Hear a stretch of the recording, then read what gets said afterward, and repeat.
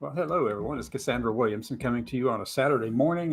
What is it, about 11 o'clock in the morning, Eastern time, anyway. And yes, there's a few things that need to be said. And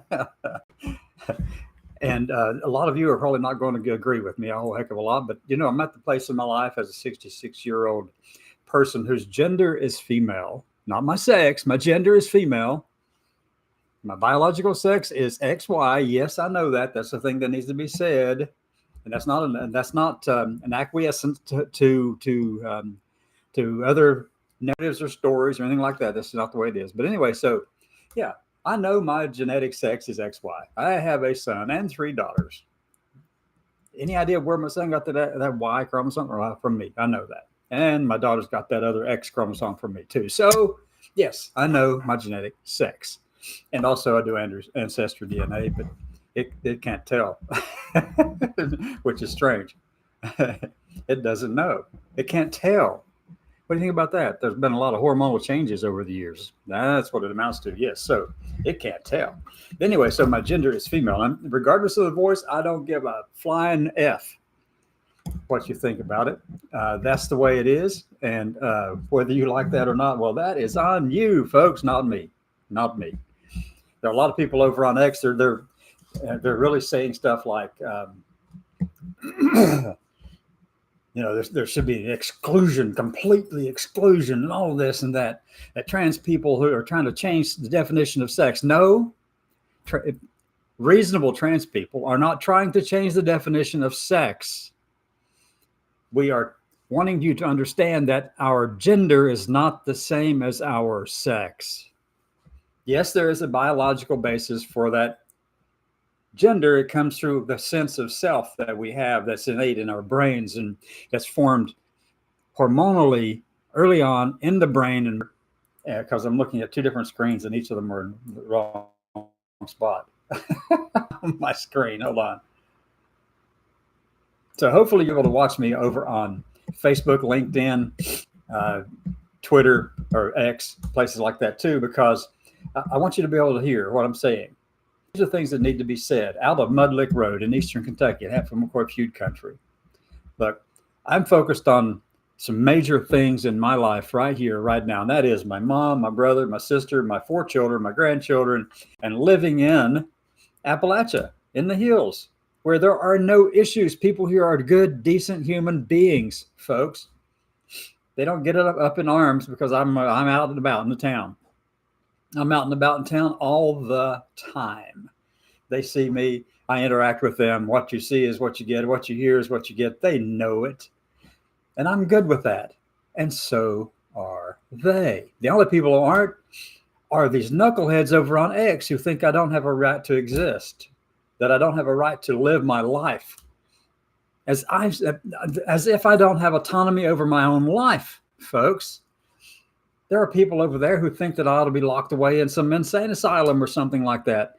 And I'm going to tell you, they are more crazy than I am. They're the ones who actually need the person coming around with a padded cell and going, hee, hee, ha, ha, guess what? I've got a jacket for you too.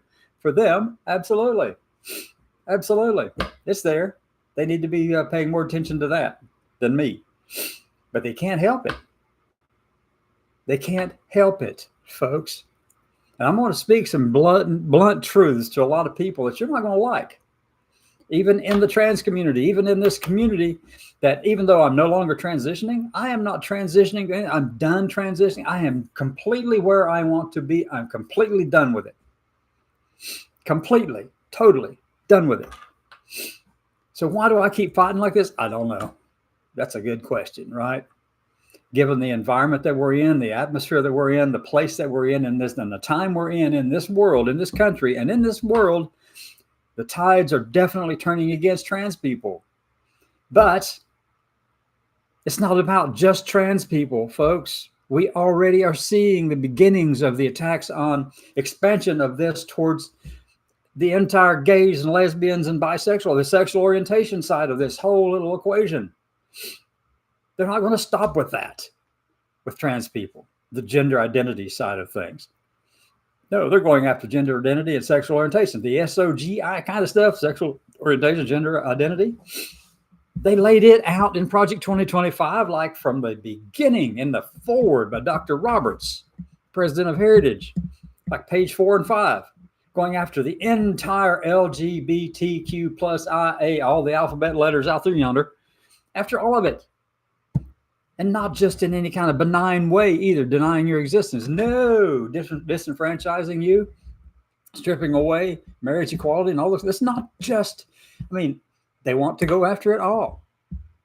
They want you under the floorboards with concrete poured over top of you in the back of the closet.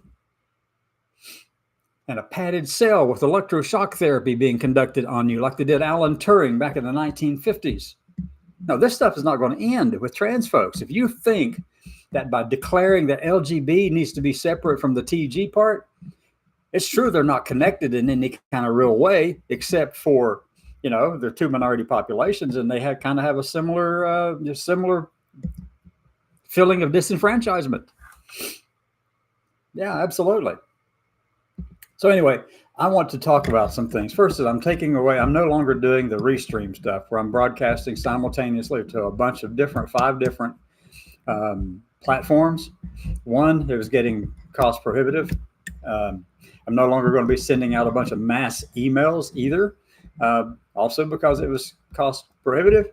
But the other thing is the net result, the net benefit from that was zero, negative probably.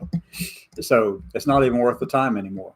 So what am I going to be doing? I'm going to focus my energy and efforts on doing some things that I know need to be done to help humanity live my life, for one thing. I don't care about what you think about it.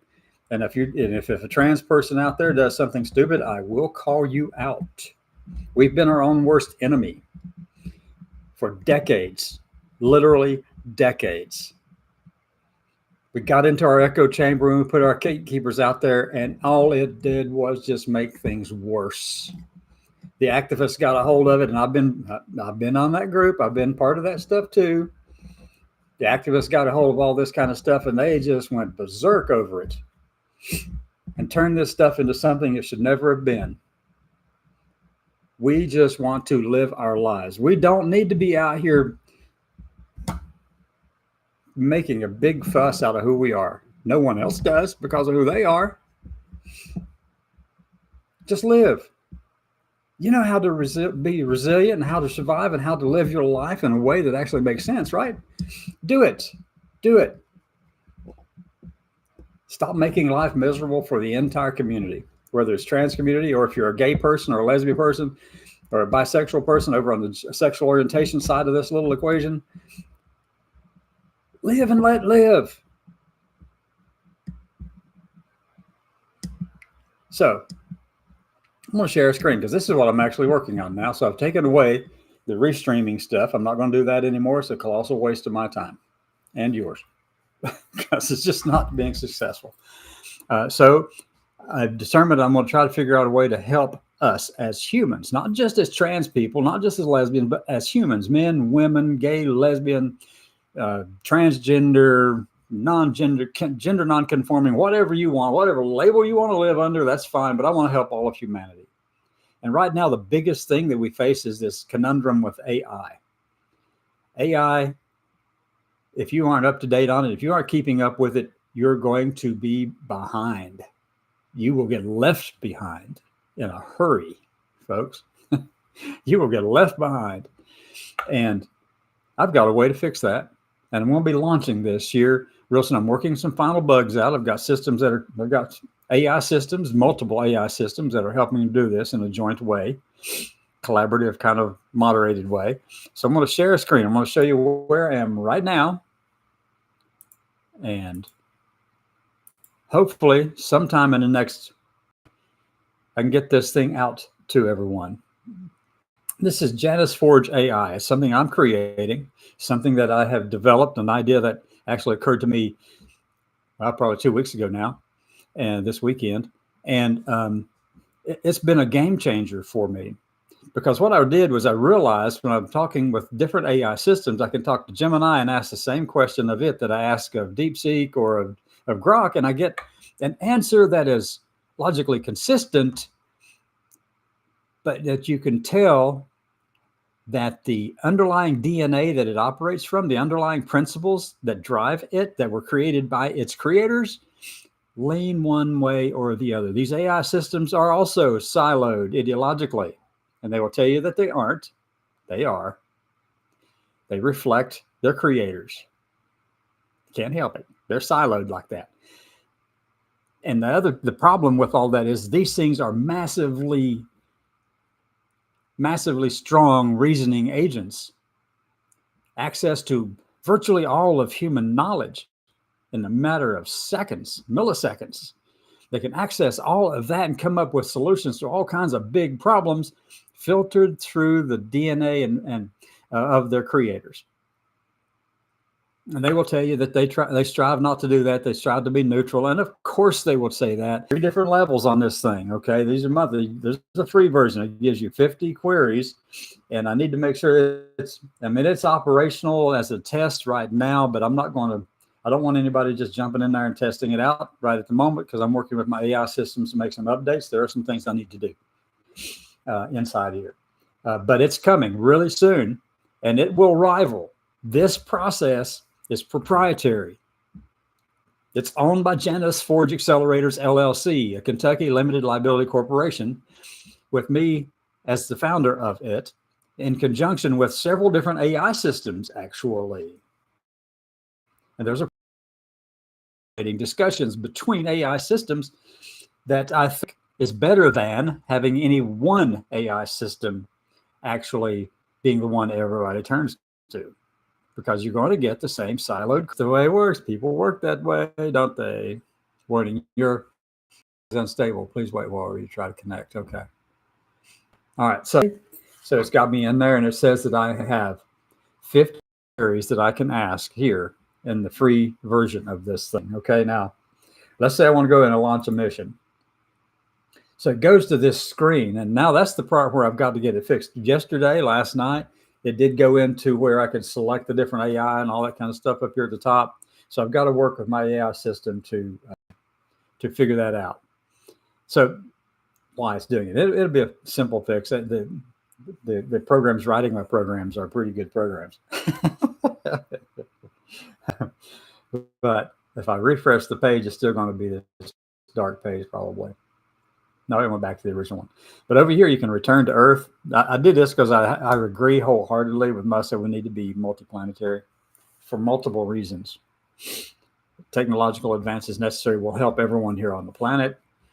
The sciences that are developed to accommodate all this stuff will help everyone here on the planet too. And we won't have all of our eggs in one basket. So we're here at this. Okay, so if I go in here and launch a mission, I can do a monthly mission cycles, multi-AI collaboration, breakthrough insights. All this stuff's coming. And it should be up and running here pretty soon. So let me stop sharing. I don't want to spend any more time on here. I've got other things to do today. But thanks for watching. If you're watching on any of the other platforms, this was I'm on YouTube, broadcasting from YouTube, and hopefully it's being picked up over on LinkedIn, Facebook, and Twitter. It didn't have an option for me to put it over on TikTok, even though I can put it there. So anyway, that's it for the day, folks. Y'all have a good one. Talk to you later. Bye-bye.